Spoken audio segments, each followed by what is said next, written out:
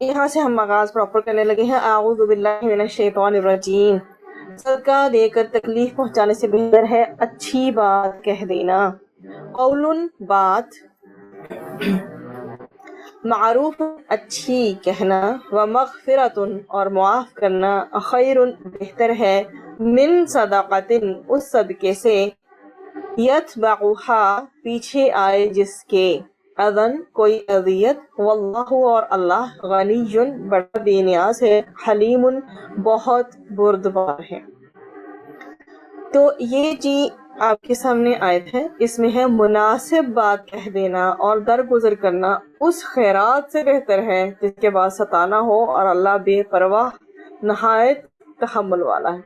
ठीक, अब ये देखिए, कौलुम मारूफ भली बात कह देना, अच्छी बात कह देना, व मग़फ़िरतुन और दरगुजर करना, खैरुन बेहतर है, मिन सदाकतिन उस खैरात से, यतबउहा अदा जिसके बाद अजियत पहुंचाई जाए। फर्ज करें ये कि कोई आपके पास किसी जरूरत के लिए अगर आ ही गया है, किसी ने हाथ फैला दिया है अपना, अगर आप मदद नहीं कर सकते या कर सकती हैं तो कौलुम मारूफ कहें, नरमी के साथ जवाब दें। ठीक है, माजरत कर लें, या ये है कि अगर किसी साल ने आपके साथ कोई गलत रवैया इख्तियार किया है तो फिर भी डांटे नहीं।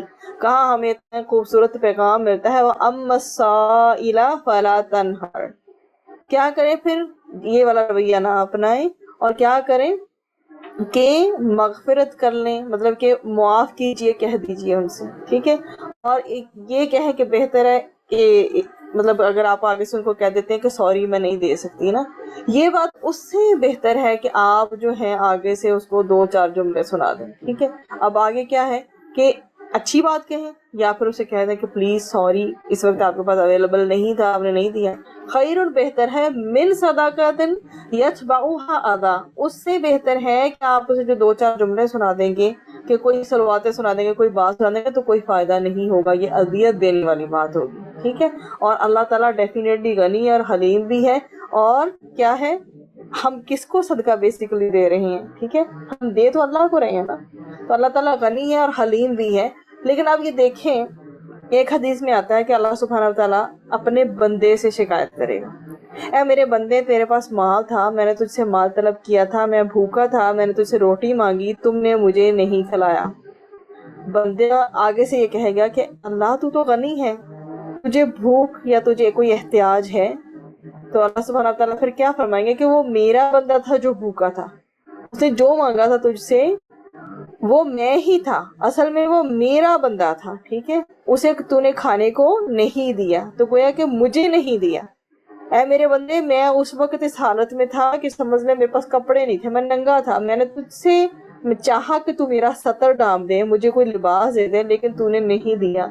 इसी तरीके के समझ ले कि अल्लाह तो गनी है, जो भी इंसान दे रहा है वो समझ ले कि वो अल्लाह को दे रहा है, और वो हलीम है, वो हिल्म वाला है, फौरन नहीं पकड़ता तुम्हें। यहाँ में जो भी कुछ हम करते हैं, जो दिल से उतरी हुई हमारी चीज होती है, वो हम सदके में दे देते हैं। ठीक है, जो रद्दी चीज होती है वो हम अल्लाह के नाम पे दे रहे होते हैं। हम ये तो सोचें कि अल्लाह ताला को क्या गैरत नहीं आ सकती? अगर उस वक्त अल्लाह ताला की गैरत जोश में आ जाए तो हमारा पीस के क्या से क्या हाल कर दे, लेकिन वो नहीं करता क्योंकि वो हलीम है। वो देखता है कि ये बंदे मुझे मेरे नाम पे दे रहे हैं। ठीक है, वो किसी साइल को दे रहे हैं बेशक, लेकिन जाता था पहले अल्लाह ताला के हाथ में ना, कबूल तो अल्लाह ताला ने करना है ना।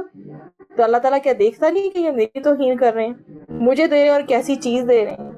तो इस चीज में बहुत ज्यादा कॉन्शियस होने की जरूरत है कि हम क्या दे रहे हैं, किस तरह से दे रहे हैं। ठीक है, और अगर हम नहीं दे रहे तो क्या जो है हमारा अंदाज इस तरह का तो नहीं है जो कि अल्लाह ताला को नापसंद हो, या फिर उस बंदे की तज़हीक हो जो कि हमारे दर पे आ गया। सही, तो एक तो अच्छी बात कहें, अच्छी बात कहे तरीके से उसे जो है आपने सदका देना है तो सदका दें, और अगर आपकी पॉसिबिलिटी नहीं किसी भी लिहाज से तो क्या करें, उसे कहें कि माजरत मैं नहीं दे सकती। और अगर जो है सपोज आप ये दोनों बातें ना करें तो तीसरी बात ये ना करें कि आप अजियत दें।